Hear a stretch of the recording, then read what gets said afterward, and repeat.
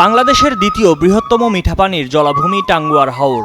সিলেটের সুনামগঞ্জ জেলায় অবস্থিত হাওরটি শহর থেকে প্রায় 40 কিলোমিটার দূরে তাহিরপুর ও ধর্মপাশা উপজেলায়। প্রায় 100 বর্গ কিলোমিটার এলাকা জুড়ে বিস্তৃত এই হাওরের স্থানীয় নাম নয়কুড়ি কান্দার, ছয়কুড়ি বিল। জলবায়ু পরিবর্তন ও অপরিকল্পিত ফসল রক্ষা বাঁধের কারণে হাওরটি এখন সংকটে। জলাশয়গুলো শুকিয়ে এখন পরিণত হয়েছে গোচারণ ভূমিতে।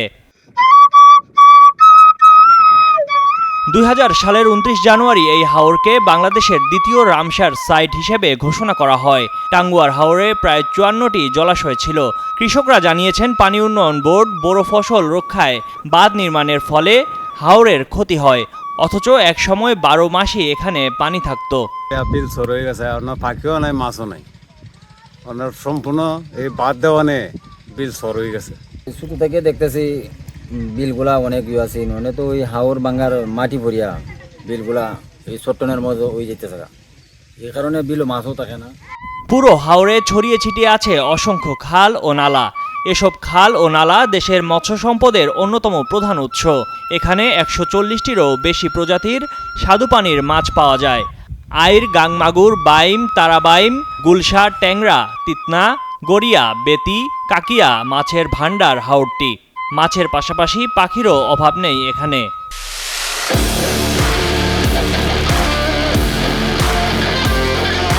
এখানে কয়েকটা প্রকল্প রয়েছে, 12, 13। এই প্রকল্পগুলার কিছু কিছু স্থানে হয়তো মাটি না দিলেও হইতো, কিন্তু এখানেও মাটি দেওয়া হচ্ছে, যার কারণে হয়তো বিভিন্ন খান্দা থেকে মাটি উত্তোলন করা হয়েছে। এই মাটি আবার নদীতে বা হাওরে পড়ছে, হাওরও একদিকে ভরাট হচ্ছে, নদীও অন্যদিকে ভরাট হচ্ছে। 6 বিল, 9 খান্দা। এই যে খান্দাগুলা প্রতি বছর হাওরের বেড়িবাঁধে মাটি কাটার ফলে খান্দাগুলো এখন প্রায় বিলুপ্তির পথে। খান্দাগুলো এই যে দেখতেছেন, মাটি কাটা নিয়া গাছপালা, জীব বৈচিত্র্যগুলো ধ্বংসের মুখে। এখানে আগে গরু ঘাস খাইতে পারতো, সবুজ ঘাস উঠতো, কিন্তু প্রতি বছর এই পিআইসির বেড়িবাঁধে মাটি কাটার জন্য কান্দাগুলো এখন হুমকির মুখে। পুরা টাঙ্গুয়ার হাওরটা এখন হুমকির মুখে। উপজেলা নির্বাহী কর্মকর্তা জানান, বিষয়টি নজরে এসেছে, দ্রুত সময়ে যথাযথ ব্যবস্থা নেওয়া হবে। হাওরে পিআইসি কাজ করতে গিয়ে মাটির সংকট দেখা দিয়েছে, এজন্য মাটি নিকটস্থ জমি থেকে নিয়ে আসতে হয়। কান্দা উজাড় হয়ে যাওয়ার বিষয়টি আমাদেরও নজরে এসেছে, এর জন্য আমরা কাজ করছি। এতে বায়োডাইভার্সিটি এবং ইকোসিস্টেমের যে ক্ষতি হওয়ার আশঙ্কা রয়েছে, তার জন্য আমরা পিআইসিদেরকে সতর্ক করছি এবং সচেতন করছি যেন কান্দা উজাড় করে দেওয়া না হয়। সুনামগঞ্জের তাহিরপুর ও মধ্যনগর উপজেলা নিয়ে বিস্তৃত এই হাওরটি পর্যটন স্পট হিসেবেও সুনাম কুড়িয়েছে।